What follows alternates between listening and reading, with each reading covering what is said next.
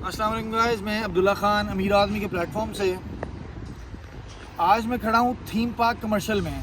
So many guys were asking कि अब्दुल्ला भाई आप हमेशा कोई थीम पार्क की कोई और किसी जगह की वीडियोस किसी प्रोजेक्ट के बारे में मेंशन करते रहते हैं, लेकिन इटसेल्फ ये जो इतना बड़ा एक कमर्शियल है जहाँ पे क्लस्टर है कमर्शियल्स का, जहाँ पे सैकड़ों प्लॉट हैं 2-2 हज़ार गज के, उसका क्या फ्यूचर है? ये इतना सारा बल्क, इतनी सारी चीज़ें कैसे खपेंगी, क्या होगा? तो just to define, just to clarify, थोड़ा सा टीच करने के लिए, थोड़ा खुद समझने के लिए कि अभी मैं इस वक्त थीम पार्क कमर्शियल के अंदर खड़ा हूँ। 2-2 हज़ार गज के सैकड़ों प्लॉट्स। कुछ बिल्डर ऐसे हैं जिन्होंने बनाना शुरू कर दिया, जो ग्रे स्ट्रक्चर, कोई 6 फ्लोर, कोई 8 फ्लोर, कोई 10 फ्लोर, लेकिन अपनी टाइमलाइन के हिसाब से डिफरेंट स्पीड में चल रहा है। कुछ लोग ऐसे हैं जो 2-2, 3-3 साल के अंदर खड्डा मार के अपनी ज़मीन से बाहर भी नहीं निकल सके। इसलिए it's very difficult to choose कि किस बिल्डर के साथ काम करना है और किसके साथ नहीं करना है, किसके प्रोजेक्ट में पैसे डालने हैं, किसके प्रोजेक्ट में नहीं डालने हैं। उसके लिए हम लोग मौजूद हैं जो आपको गाहे बगाहे गाइड करते रहते हैं कि क्या बेहतर है और क्या नहीं। लेकिन ये कोई हतमी बात नहीं है, क्योंकि बहुत सारे लोग, बहुत सारे बिल्डर ऐसे रहे हैं यहाँ पे जिन्होंने स्टार्ट तो बहुत अच्छा लिया है, लेकिन बीच में आके ठप हो गए हैं, स्लो हो गए हैं, या काम डिलीवर किया है तो उसकी वो क्वालिटी नहीं थी। इसलिए हिस्ट्री मैटर करती है, उसके बाद फिर आगे उनका फ्यूचर और नीयत भी मैटर करती है। इस पूरे कमर्शियल के अंदर आप जो भी प्रोजेक्ट लेंगे that's a long term project. आपको कहा तो जाएगा कि 3 साल 4 साल का प्रोजेक्ट है, लेकिन इट विल टेक 8-10 साल। 8-10 साल लिटरली।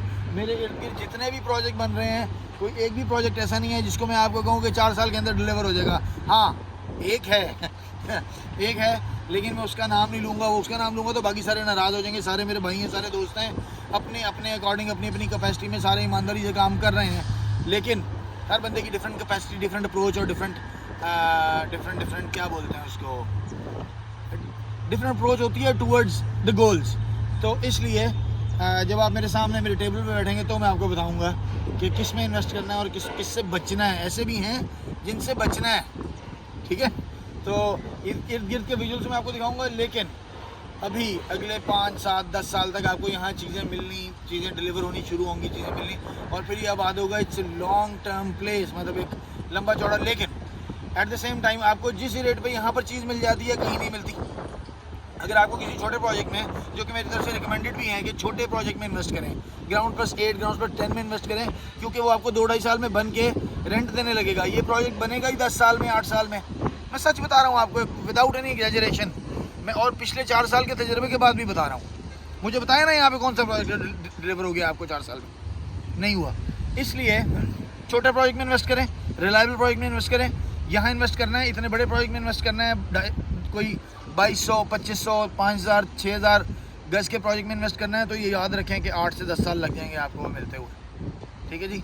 और कीमत तो ऑब्वियसली जो इन्फ्लेशन बनेगी और जो सब कुछ बनेगा, कीमत तो वहाँ पे कॉम्पनसेट हो ही जाएगी। लेकिन ये बात अपने जहन में ज़रूर रखिएगा, वरना आप एक सर दर्द पाल लेंगे, ब्लड प्रेशर के मरीज़ हो जाएंगे।